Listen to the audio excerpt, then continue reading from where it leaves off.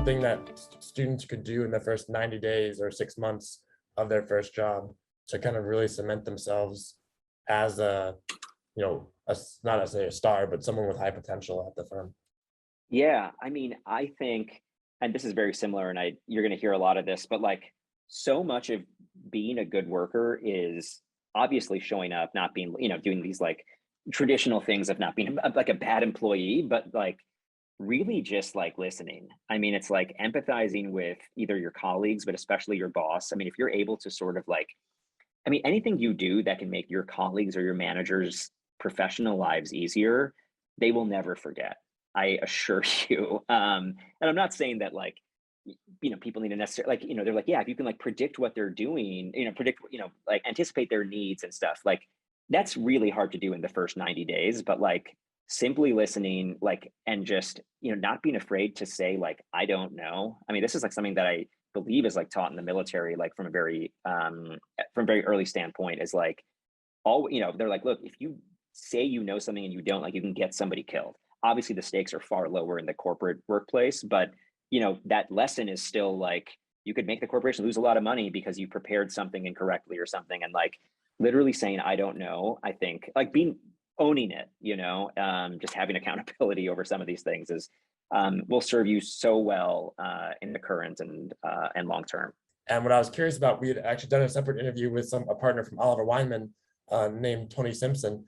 And he actually said that number one advice he had was actually for students to cultivate their brands and followers, because he said that companies will start to actually pay you, even if you're employed by them, to showcase those brands and be able to talk about that. So I was wondering if maybe you think that's even something that students today should be doing as a way to augment themselves. I very much agree with that, and that's super aligned with like this rise of the creator economy and creator classes, that everyone is a creator and everyone is. I'm not saying that you guys are going to go start your own TikTok channels about career guidance or something, but yeah, I mean, I completely agree with what he's saying, and I think fundamentally, like, I mentor a lot of folks. I mean, informally, or like I do a lot of calls with like Booth alumni and even WashU alumni. It's like how do I get into venture? How do I get into venture? And it's like, look, like obviously, be very open-minded, like, look at a bunch of different sectors, and all the, like, what matters most, like just being in venture or like doing health, med tech in St. Louis or something. It's like, cause that's a much smaller pond to fish in.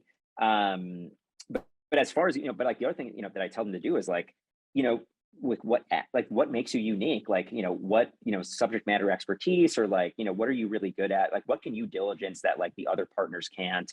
You got to carve out sort of your niche, and like, it's like, make your case. And the best way to do that now, because there's so many different social media platforms and algorithms that can really drive traffic, is like, doing or writing something unique about where a certain sector is going, or, whatever it may be. So yeah, I'm very much like, I mean, there are folks on Twitter who have literally built up brands on Twitter. I mean, by tweeting and whatever, hopefully in a good fashion, and have gotten jobs out of it, and like, really monetize that following and their community and all, or just gotten into a job in venture at a great fund or something. How do you, for the students that are going to go kind of going out there and looking at their first job, there's usually a lot of pressure from whether that's parents or student loans to kind of, again, follow that path. And I was wondering, were there any things that you did specifically that allowed you to kind of break free from that mindset and just say, okay, what do I really want to do?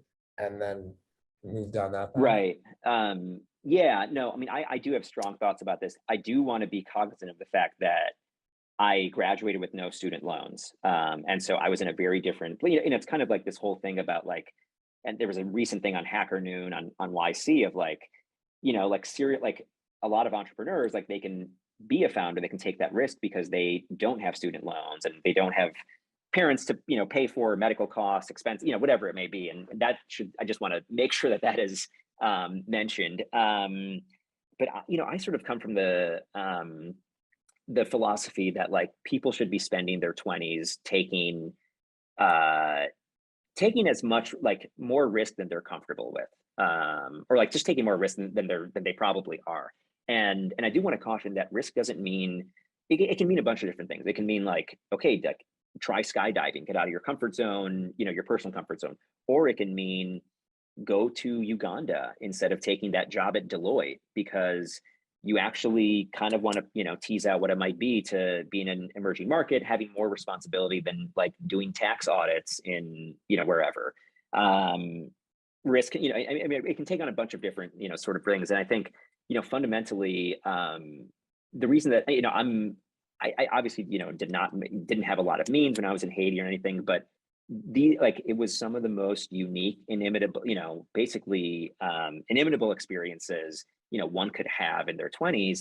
And it really served me well. And that's why I'm kind of, and you look at folks in the military, like they haven't taken business or econ classes potentially, before, yet they go to Harvard Business School and they come out and like they are like the consummate leader. And so I think people shouldn't necessarily conflate, getting a good job and a high salary with, life skills, and now your life is set. Like you can learn so much about yourself, about others, about leadership, and all sorts of things, not making money, that can maybe even serve you a lot better in the future of your career. And last thing I'll say is that, when you're in business school, it's all about, writing your resume and like, doing all the stuff. And, they're like, look, like at the end of the day, most employers will spend 30 seconds reviewing your resume, or hiring managers. They'll look at like where you went to school, because it's impossible to not get around that. They'll see if there are any blue chip names. Were you at McKinsey or Goldman or whatever? If not, then like, okay, cool. You were at some PE fund, fantastic.